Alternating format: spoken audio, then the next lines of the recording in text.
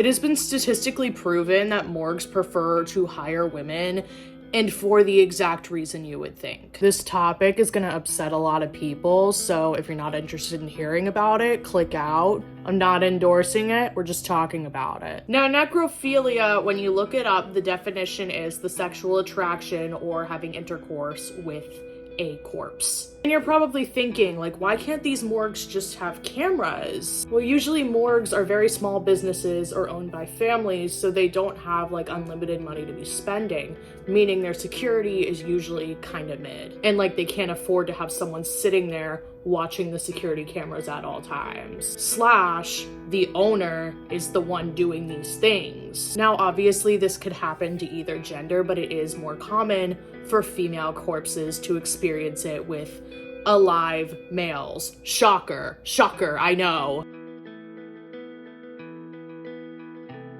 Statistically and throughout society, men prefer more submissive women. Men prefer weaker women. Men prefer helpless women. And a lot of the times, it can transfer over in a sexual manner. I'm not trying to sit here and hate on men. This is just what society has projected onto us for thousands of years. I'm not saying it's right. I love a woman in power. Don't get me wrong. I'm just trying to think of how to explain this psychology with my own words. I feel like these actions would be particularly common in a man who feels like he has no control in his life, like he can't get a woman, like he has no power over women, like he feels like there's nothing he can offer a woman. He feels inferior, he doesn't feel desired. Doing this to a literal, lifeless, literally powerless being is intoxicating to some men. Think about those men that literally own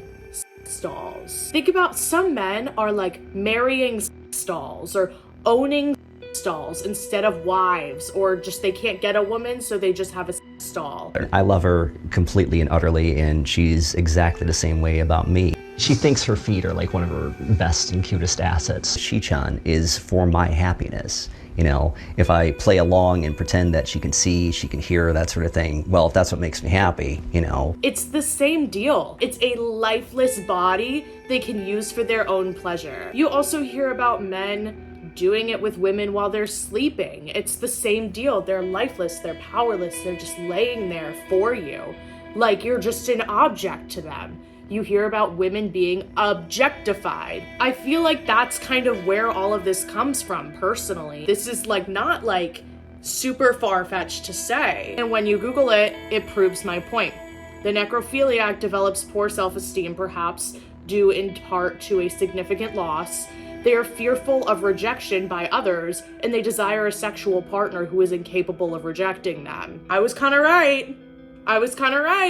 Now, I think I've shown you enough proof that proves that this is a desire some can end up having. It's not right, it's not good, it's not ethical, I'm not saying that, but it is a real thing. Now, this part of the study was really interesting to me because it said that 92% of them were male and that the highest percentage was heterosexuals, but there were no bisexuals, which made me think, is this an outlet for closeted gay men? Now, I'm not gonna click on any of these videos, but you can see this is definitely a thing online. This is definitely a thing that is Googled and a topic on certain websites. There's a case in Ohio where a man who worked at a morgue admitted to having sex with over 100 corpses. And this took place between 1976 and 1992. He often would get really drunk or get really high on drugs. He said he would just get on top of them and pull his pants down. He ended up being charged and convicted in 3 cases of gross abuse to a corpse.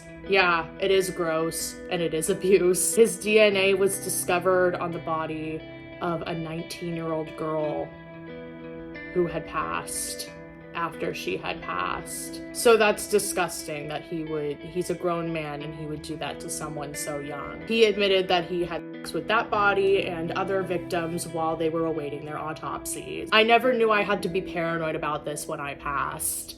Good thing I'll be old and wrinkly and no one will want me. And then for some reason, they talked to the county that he lived in about this. And they were like, we can't be responsible for his actions. It's not on us that he did that. But this is alarming because based on this article, this is the 4th time this has happened in that county, which, like, I never hear about this happening. I'm just weird and I look up weird things, but I never just like happened to hear about this happening. Also, he was married when he was doing this, which also just brings back to like, there has to be something going on with you psychologically. It doesn't say if they were like together when this was happening, like if they were like doing it, but that's not really our business. But like, still, you could find an alive girl. And she said that he would come home from work smelling like he had done the deed and smelling like alcohol, and she would ask him what happened, and he would smile and he would say, whatever happens on county property and county time is county business. I don't think that is county business. That is like, ugh. There are so many other articles. I'm not gonna keep going through them because we have other topics to discuss that have to do with this.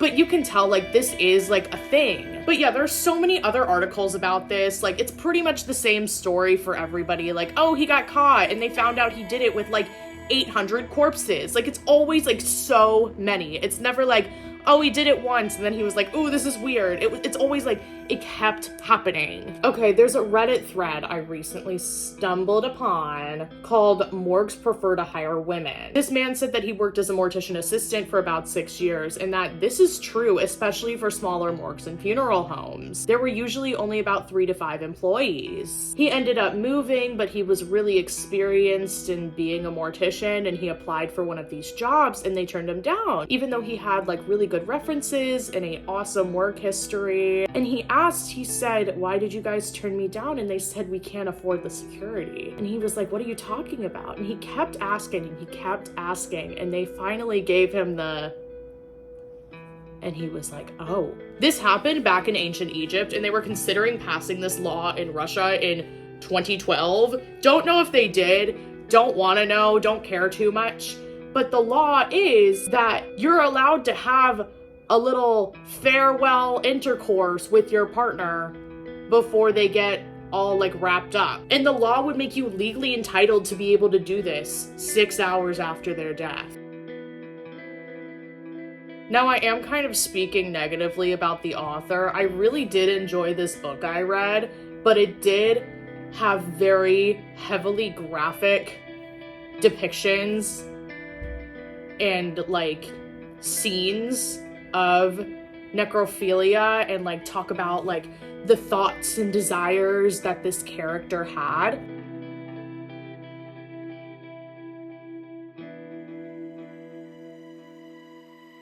It was so like well written and heavily detailed, but it makes you think like, yes, the book is fictional, but like it is a little uncomfy because the whole time I was reading it, I was like, where did he come up with all of this? Like, how did he think all of this up? You have to, on some level, have that desire as well if you are writing about it and you're writing about it in this much detail. Like, how did you come up with this? You thought about it. I'm not necessarily trying to accuse anyone of anything. It's just like, well, in conclusion, I don't endorse this at all, but I do think it is probably a lot more common than we think it is, as terrifying as that is. You know, there are a lot of people who like never really share what they're into. I think this is something to not share. Like that poor lady's husband, she found out he was into it. You never know, like maybe your partner's into it. And once again, I'm not trying to say that only men can have this desire.